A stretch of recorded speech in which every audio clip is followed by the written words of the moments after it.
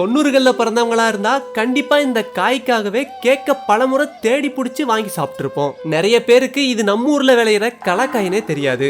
காத்து போகாம இறுக்கமா மூடி வச்சிருந்தா 1 மாசம் வரைக்கும் கெட்டு போகாம வச்சிருந்து சாப்பிடலாம். பெரும்பாலும் இப்ப இது கடைகள்ல கிடைக்கிறது இல்ல.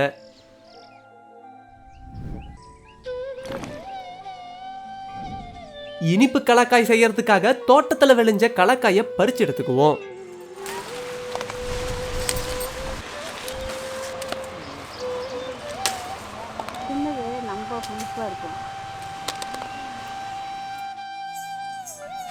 பறிச்செடுத்த கலக்காயில பால் இருக்கும். அது போறதுக்காக கொஞ்சம் கல்லுப்பு சேர்த்து தண்ணியில ஊற வச்சிருவோம்.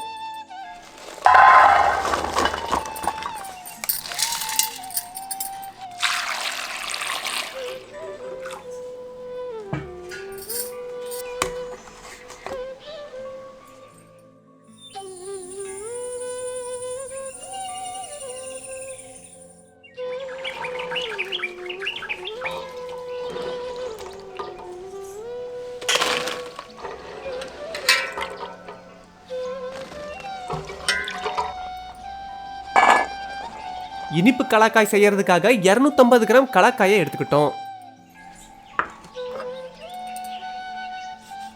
பிசு பிசுன்னு பிடிக்காம இருக்க கத்தியில எண்ணெயை தடவி கலக்காயை 2 பக்கமும் கீறி விட்டுருவோம். இப்படி கீறி விட்டாதான் காயோட உள்பகுதி வரைக்கும் இனிப்பா இருக்கும். கலக்காய் நல்லா செக்க செவேர்னு வர்றதுக்காக அரை பீட்ரூட்டை புழிஞ்சு சாராக்கி எடுத்துக்குவோம்.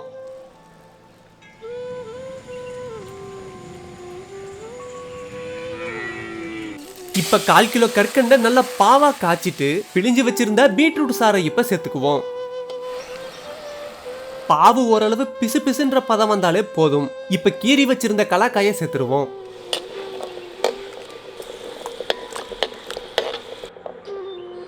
கலக்காயை இப்ப நல்லா பாவோட கலக்கி விட்டுட்டு அரை எலுமிச்சை பழ சாறை பிழிஞ்சு விட்டுருவோம். அடுப்புல இருந்து இறக்கி கலக்காயை ஒரு நாள் முழுக்க பாவலிய ஊற விட்டுருவோம்.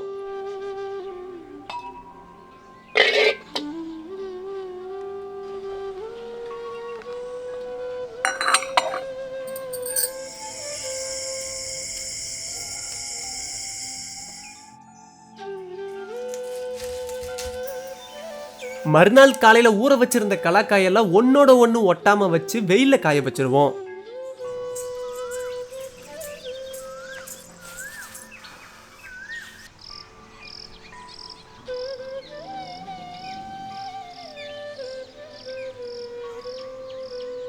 நல்லா வெயில் அடிக்கும் போது ஒரு நாள் முழுக்க வெயில்ல காய வச்சு எடுத்தா நம்ம சின்ன வயசுல விரும்பி சாப்பிட்ட இனிப்பு கலக்காய் தயாராயிடும்.